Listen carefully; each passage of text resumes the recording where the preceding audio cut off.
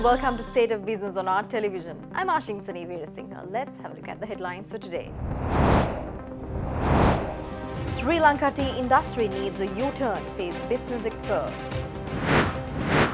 Muralidharan shares his business expertise at a professional forum.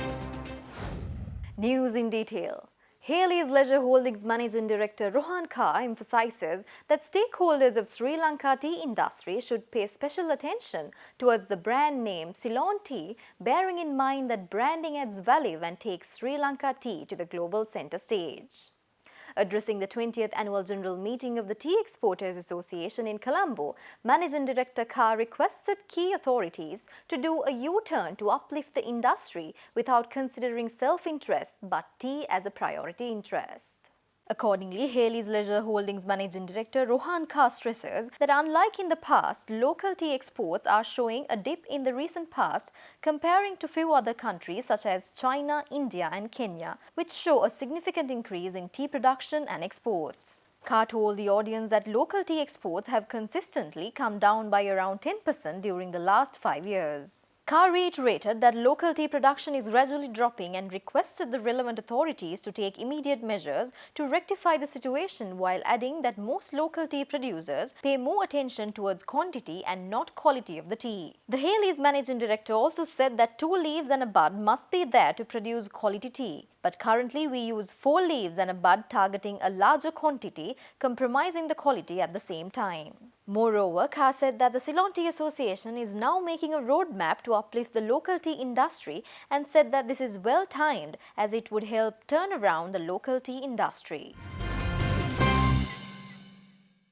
Former Sri Lankan cricketer and businessman Muthaiya Muralidharan highlights that current policies in the business realm in Sri Lanka are not favourable, especially for producers.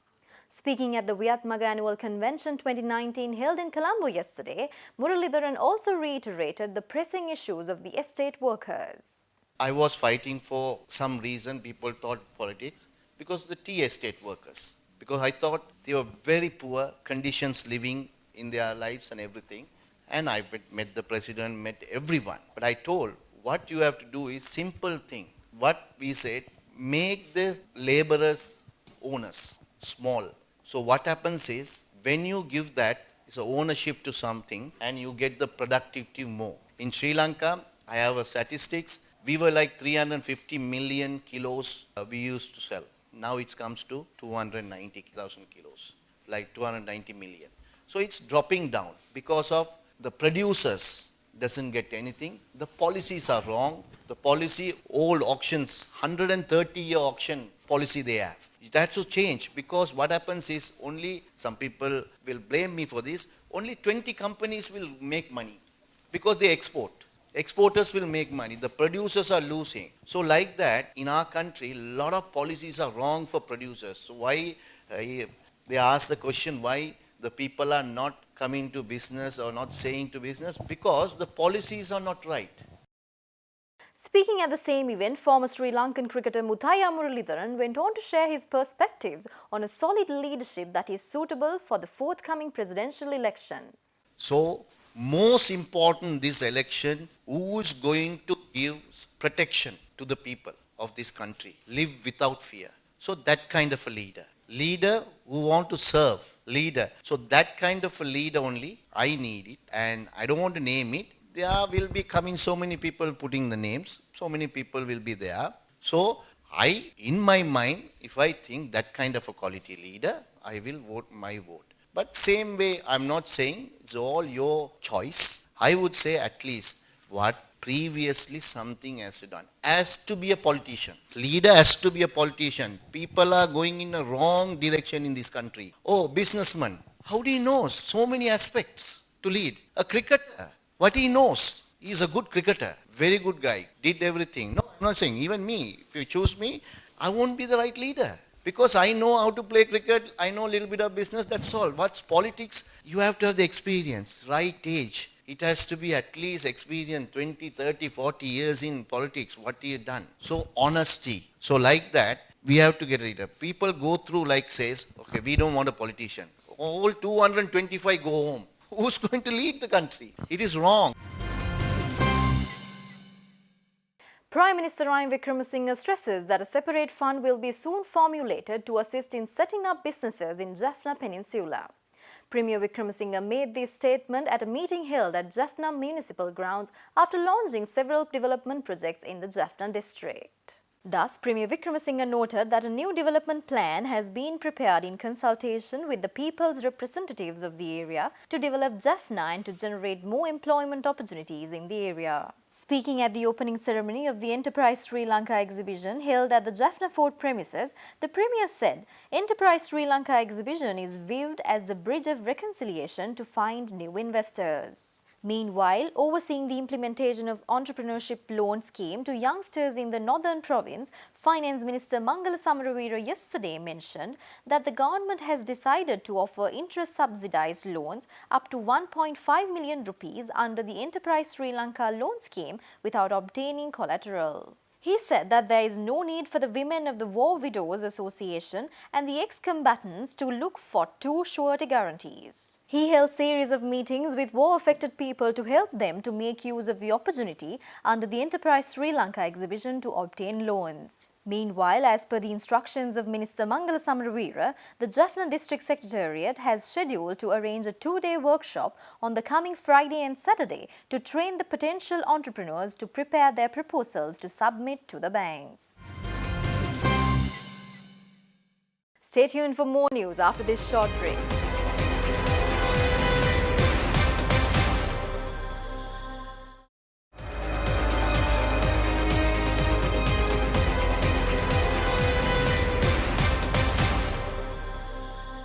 Welcome back after the break.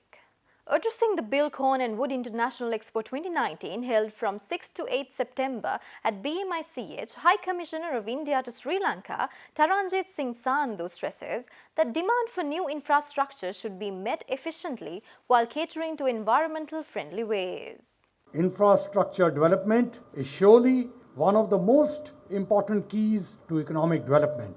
However, we also need to harmonize our growth trajectory with environment sustainability.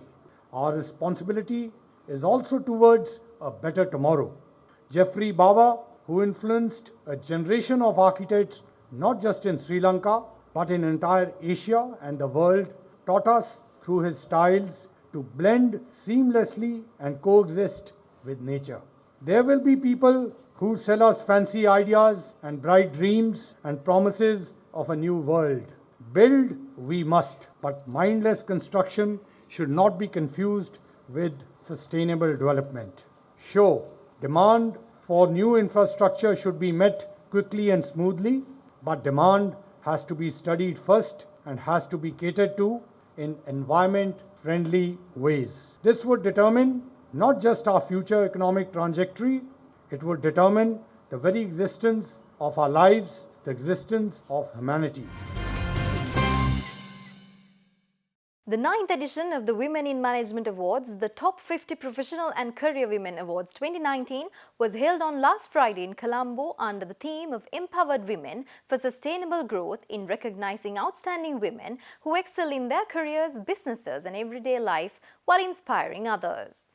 This year's Top 50 Professional and Career Women Awards 2019 was organized by Women in Management in partnership with International Finance Corporation, a member of the World Bank Group. Professional and Career Women Awards was introduced by founder and chairperson of Women in Management, Dr. Sulochana Sigera, in year 2011 with 5 awards to recognize outstanding women leaders in corporates and careers. This was the 5th consecutive year that IFC will co-host the Professional and Career Women Awards with Women in Management. Meanwhile, Deputy Chief Executive Officer from Sanasa Development Bank, Delrin Seneviratna, bagged the award in the banking sector, while Finance Director from Hemas Manufacturing Private Limited, Nilika Gunathilaka, received the award in the Finance Management. In State and Government Sector, District Secretary and Government Agent of the Ratnapura Divisional Secretariat, Malani Lokuputtugama, and in Supply Chain and Logistics, Commercial and Marketing Head of South Asia Gateway Terminals Private Limited, Dashma Karuna Ratna, received the awards.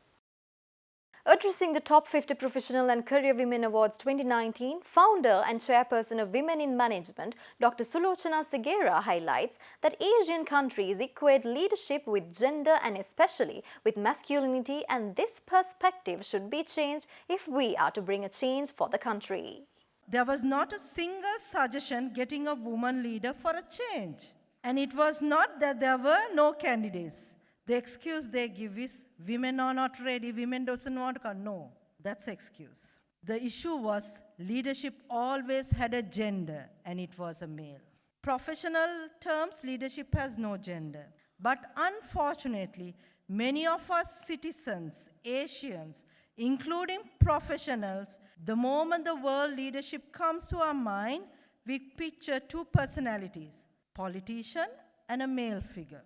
We can conduct many programs on women leadership, gender equality, but if they cannot see nor heard in a practical manner, we cannot make a difference.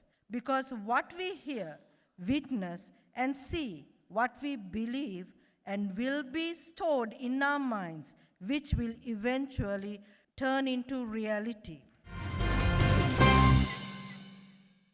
President of Sri Lanka Indonesia Business Council Sudarshana Jayatilaka states that bilateral trade between Sri Lanka and Indonesia is yet to reach its potential. The president of SLIBC made these remarks addressing the 26th Annual General Meeting of the Sri Lanka Indonesia Business Council of the Ceylon Chamber of Commerce held recently at the Ceylon Chamber's boardroom. Accordingly, President of SLIBC Sudarshana Jayatilaka outlined Sri Lanka and Indonesia's historic relationship and mentioned that according to the World Bank's policy review of 2019, Indonesia is introduced as Indonesia 2030, Rich Nation, Prosperous People. He mentioned that Business Council works towards improving awareness and facilitating trade between both countries. Meanwhile, Charge the Affairs of Indonesia Embassy Dwatmaji Hanuman Resi pointed out that both Indonesia and Sri Lanka have been enjoying a growing trade value. He went on to say that in 2018, the total value of trade between the two countries reached more than $363 million, which is a significant increase in comparison to $342 million of bilateral trade value in 2017 and $306 million in 2016. Moreover, Charge the Affairs of Embassy also informed about the 34th Trade Expo Indonesia, which will be held at Bumi Serpong Damai city from the 16th to the 20th of October this year. Stay tuned for stock updates after this short break.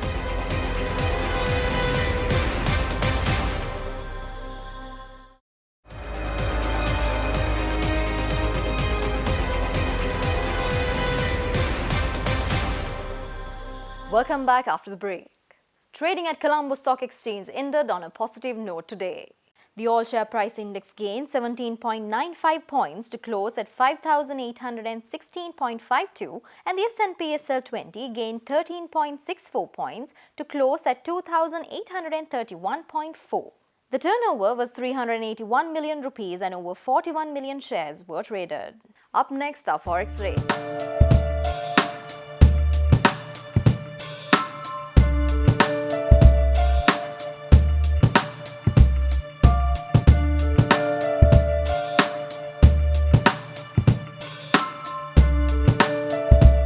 That's all the news for today. Join us tomorrow at the same time. Until then, take care. Good night.